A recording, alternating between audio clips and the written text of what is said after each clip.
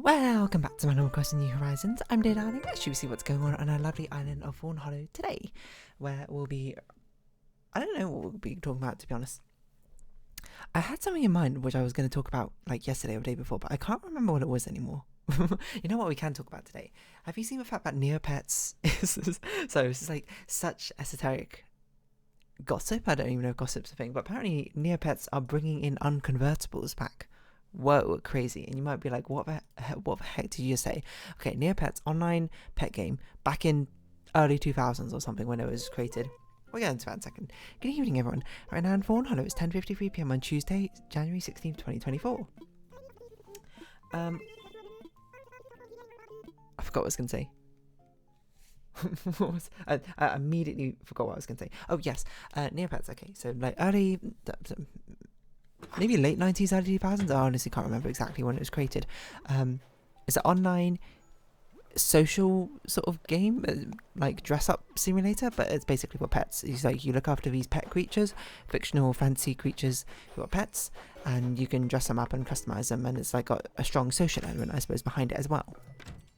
And basically when the game first released, they had like custom art, I suppose, for every single one thing I should say is that when you have a pet, you can also paint them different colors, which will give them basically like different outfits or different like fur color or skin or scales or something like that, make them themed after a different thematic.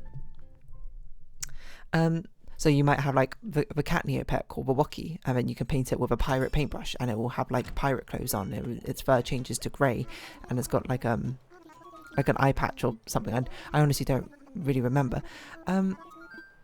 You belong here. Anyway, so originally, like most other pet colorations, like the pet paint colors would just be the same base model, just like with different colors, or like traced over something different. But some of them were a bit more transformative, where they got like a whole custom art.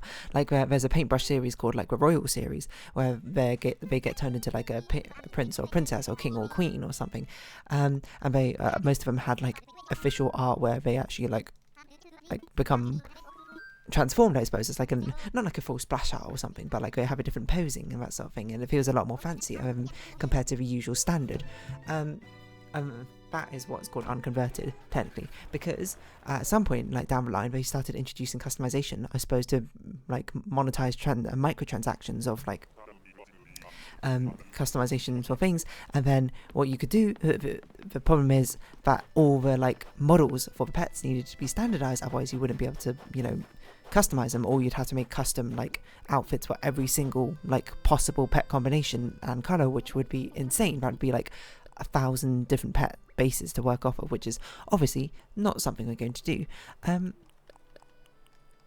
So what they did was like you could like optionally convert your pet to the new format. So like rather than having their like custom splash art or something or custom model, they would be replaced with like a standard model, still keeping what colorations of a pet paint and that sort of thing. But now you could use whatever clothing you want on your pet.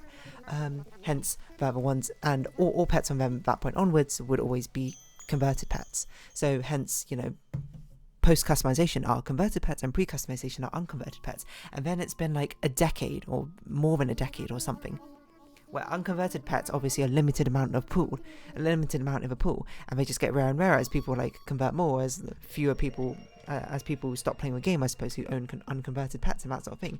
So much so that they become like a sort of rare trading commodity, I suppose. They're like one of the highest rated things that you can get on when trading Neopets. And you might be like, trading? Yes, like, yeah, there's a whole like market for trading Neopets based off like the coloration they have, based off a name, based off their age, maybe based off like whether they're converted or unconverted. Is crazy.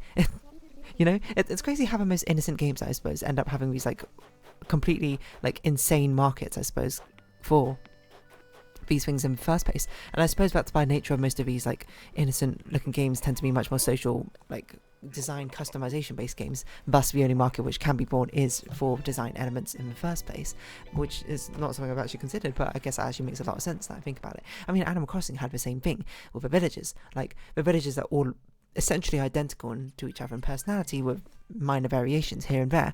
So the only thing that really matters is their design. Hence, a smug villager like Eugene is not very popular, no one cares for, but smug villager like Raymond, people are willing to shell out like real money, like £200 or something, just to get Raymond on their island. It's crazy, but when you know, if this game is not like a competitive game, there's no like monetary advantage to using real money to get ahead of other people. The only thing which the people play this game probably for are both the designs and customization, and one element of that is the villages which are on your island, so I guess that kind of makes sense. Probably a bit of an antithesis to what Nintendo's, I assume, design is, of letting villagers rotate in and out of your island, so then it's like you always have like a new faces to meet, I suppose. I guess they kind of didn't take into account the fact that people definitely form attachments to villagers, or ones that they have as their favourite, so thus the market is born. Anyway, so that's why the Neopets like pet trading market is like crazy insane. But in recent years, I don't know, like some other companies bought Neopets again.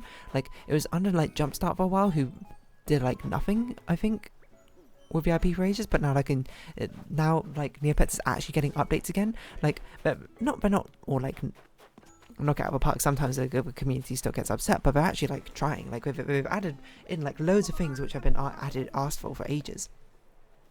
Like for the longest time, there was like this conversion from Flash to HTML, as Adobe Flash got depreciated because of the like security vulnerabilities, and like now most things are like converted actually to HTML, so you can actually like interact and use the site, which is pretty cool. There was a thing as well like of pet slots as well, because before you could only basically have like a limit of 4, then it got like up to like 5 or 6 or something within like the last 6 or so years, I think. It's like for the longest time you could only have 4. If you had membership you could have 5, and then they just like randomly announced one day, oh yeah, now you can have 6, and people were like, wow, that's crazy. And it's like, then you can have 7. Like it's one of the most demanded thing, pet slots, because the only way around it is you had to create an alternate account. Like you have your main account, and you have your alternate account to hold your other like backup pets, I suppose, or like the other pet customizations you have. But the issue with that is you're only technically allowed one account on Neopets, because otherwise you could be making money from 5 different accounts by exploiting the like daily systems or something in the game, which is so crazy to think about. But they never gave like any functionality to these side accounts. Like you couldn't mark it as a side account to prevent yourself from accidentally earning any money on it. So rather than being like glorified galleries, they could actually just be sort of like ticking time bombs of an IP ban or something from Neopets, which is crazy. But then like one day they were just like, oh, you can now have up to like 32 pets on your account, and you can just get more by buying pet slots on the store. And might I say, I was mighty tempted at that time, because I think at that moment I was considering having like a Neopets renaissance again, like getting back into it again, because I get back into Neopets like every 4 years or so, like on a cycle. And you know, that was something which I was like, you've got piqued my interest, because I like. But one thing that really annoyed me about Neopets is that I want to use just one account. I don't want to have a load of other accounts or anything. It's so much more convenient just having one account and having all my pets on there. But I was like, now I'm like disincentivized to like create more pets, because I'm like, I wouldn't have room for them. I don't have like the spaces for it. But now you can actually just buy more, which is crazy. Anyway, you might be like, how many Neopets accounts do you have? Technically I've got like 5, but one of them I made when I was super young is probably deactivated now. One of them I made when I was much younger, probably also deactivated. One of them I was made also when I was younger, is inactive. One of them I made, which is like my current one, and then I made a second one because at the time you could only have like 4 pets or something, and I wanted to make more pets, or maybe 5 pets, I can't remember. But now I would convert them together. So the only other thing which I think would make me like be like, wow, Neopets is really popping off, is they've brought back converted pets, which is now meaning that the commodity price, I suppose, of unconverted pets is just going to absolutely plummet, which I think it's fine, you know, because having things be true limited editions is, I mean, it's sort of like promoting this idea of scarcity in the first place, but which is a double-edged sword, because one, you know, I mean, talking about this from a purely fiduciary, purely financial decision, business decision for having a limited edition thing, it incentivizes people, get this thing now, ASAP, you know, like it's like a cosmetic which is limited edition. It incentivizes that like fear of FOMO, right? Being like, if I don't get this now, I'm going to miss it, and then I'll never get the opportunity to get this again, thus incentivizing people like paying money to get it. But it's also a thing that, like, once a game has been around long enough, you'd probably make more money from having that limited edition thing not be limited edition, because more people would be willing to buy it. And in fact, you'd probably get the most money out of making it limited edition, and then later down the line, making it no longer limited edition, making it, like, return. And then people will be like, oh, I'm going to buy it now. Like, it's finding my time to get it. You sort of drive up the demand for it artificially, because the supply of it is so low in the first place. So I think it's no surprise that they actually did it. Like, I mean, I know some people are like, oh, what are they going to do about it? Like, they can't just bring it back because that's going to absolutely crash the pet market. I'm going to be honest, I don't think they care about the pet market. I don't think that's even something they necessarily want. They want people to be trading, like, on equal terms, like trading what they love for what they love, right? Rather than necessarily trading based on, like, this assigned numerical value, I think, to these pets in the first place. So obviously there always will be one, I think, under the hood, but, like, the most that they can do to de-incentivize that in the first place, I think, is probably what they want. It's my guess. I don't actually know if that's necessarily true. So so they brought back unconverted pets, which is pretty crazy, because a lot of the unconverted pets art is really nice. What would be even crazier is if they brought it back and then gave a load of pets, like, unconverted art. It would just mean, like, oh, you can't customize it, but you get this nice little, like, custom splash art for it. That'd be crazy. Because I say a lot of the unconverted arts, especially for, like, the Royal series, go pretty good. Shout out to Royal Girl Kyrie and Fairy Lenny, as standouts in my head that I can remember from when I was younger. Yeah, so they brought that back. And, there's not many things left, I think, on the checklist that they could be doing, which would be like, whoa, that's absolutely popping if they do that. But the one that comes to mind is if they finally bring in renaming things. Because right now, you have a Neopets account, you can't, like, rename or anything. That's it. It's set in stone. And if someone takes that account, it's basically gone for good, unless it becomes, like, a deleted or deactivated account, which is rare, I suppose, in the first place.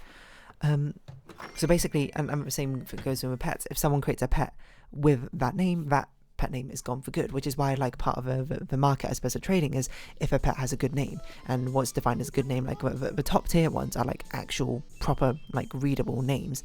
And then, like, second tier ones are, like, names which are, like, readable but not necessarily actually real names or anything like that. There's, like, a whole tier list, and then, like, you get, like, minus points if there's, like, numbers and, like, symbols and underscores or something in it. I think what would go absolutely crazy is if they introduce an option to rename your pets, and even crazier if you're allowed your pet to share the same name as other pets.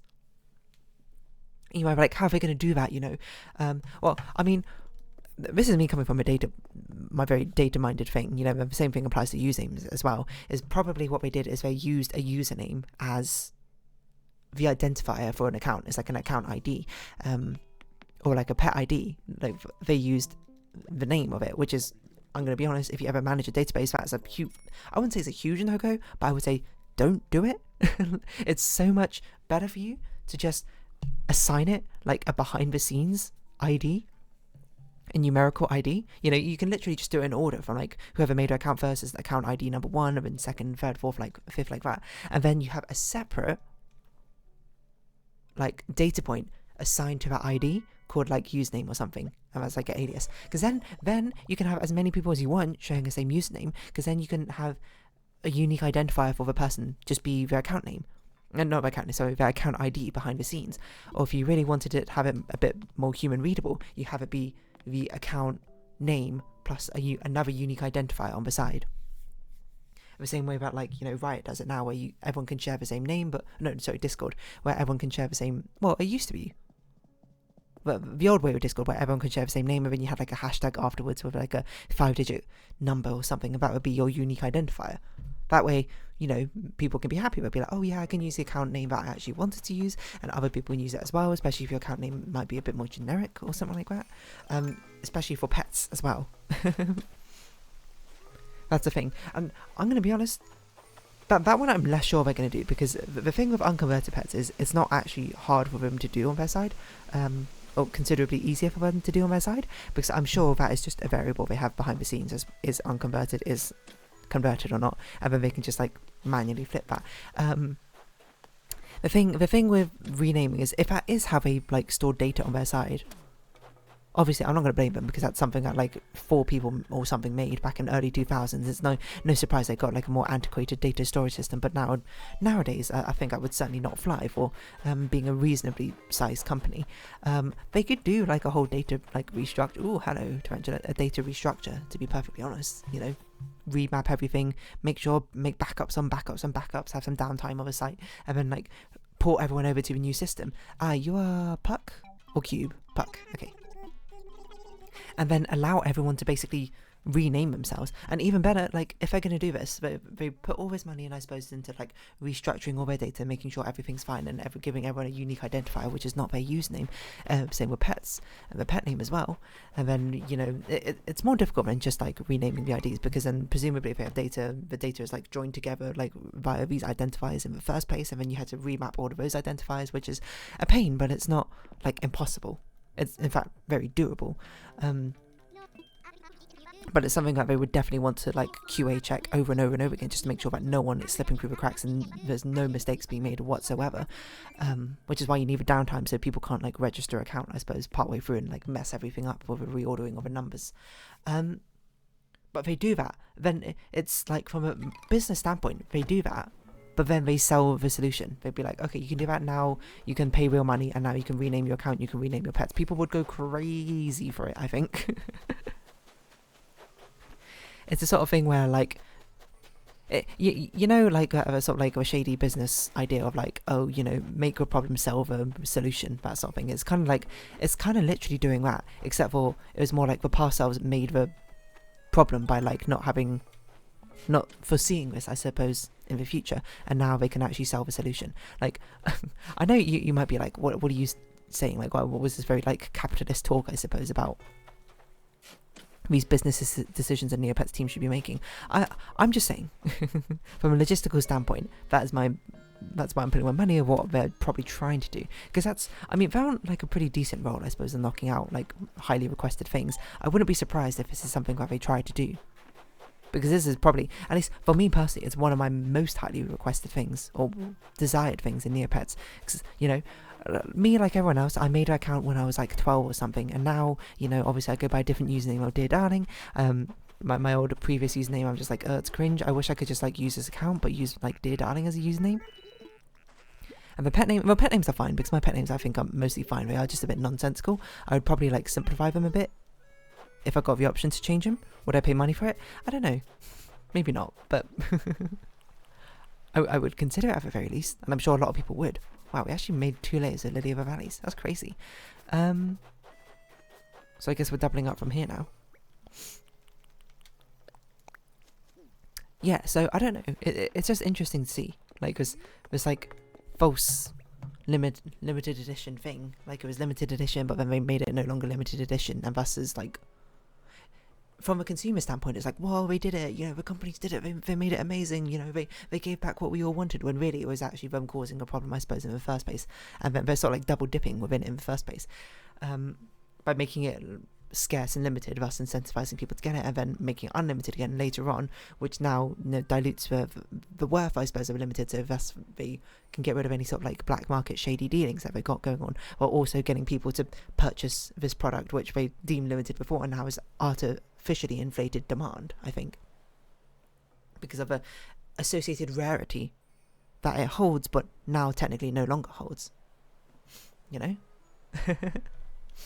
I guess me talking about it is sort of my way of just sort of like illuminating it to you, to be like, hey, just be aware of this, you know. If you want to buy it, by all means, you know, don't let me stop you, you know, if it's something you actually truly want, but, you know, don't get necessarily swept up to it. Yeah, again, this, I don't think any other people, well, maybe there's not a huge overlap, well, maybe there is a big overlap of the people who watch these videos and play Neopets.